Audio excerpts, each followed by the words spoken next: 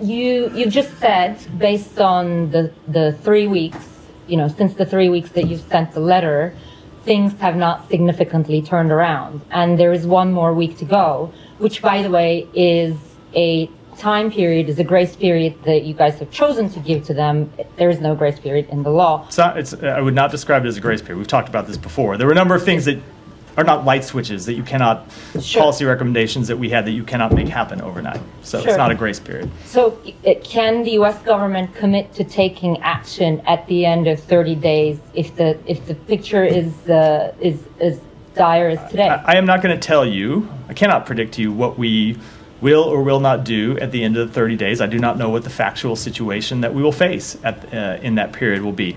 What I can tell you we will do is we will follow the law. The way we have followed the law to date, we will continue to follow the law. Right.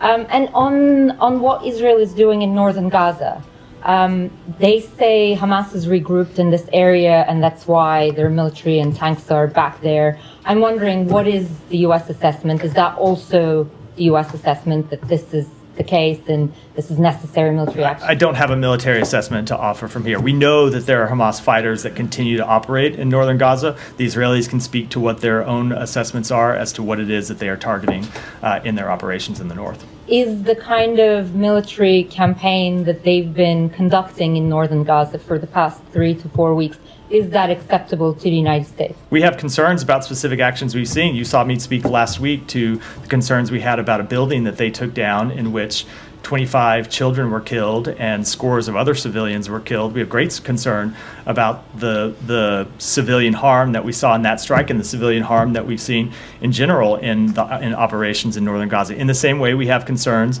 about the fact that humanitarian assistance is not getting into everywhere in Gaza. We've been quite clear with Israel that we believe they have an obligation to get humanitarian assistance in. Ultimately, what we want to do is see the war end. And that's what we're trying to bring about, is an end to the war that stops the fighting in northern Gaza, that stops the fighting elsewhere in Gaza, that brings the hostages home, and ultimately lets Palestinians start to rebuild their lives, rebuild their communities. Right, sure. But that has proven to be very elusive, as you know, as well. And in the meantime, this military campaign is still continuing. So I'm wondering, is the United States government telling the Israelis to wrap this up, even before a ceasefire negotiation? Because, it's just going to be really difficult to achieve that. So we want to see an end to the war, but the part of the question that I'm struggling with is it's kind of the same thing I struggle a lot of times with when I get this question.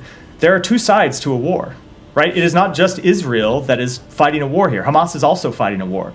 And and by the way, you know that Hamas started this war. We've been through this history many times. Hamas fighters continue to shoot, continue to target, continue to launch rockets at Israeli forces. So we want to see the end of the war. But it is not a unilateral decision by one of the parties. We want to see the war end in a way that's durable, where you have an agreement of both parties to end the conflict. Right, but I guess the reason that I'm asking you is because the U.S. is providing much of the weaponry to Israel.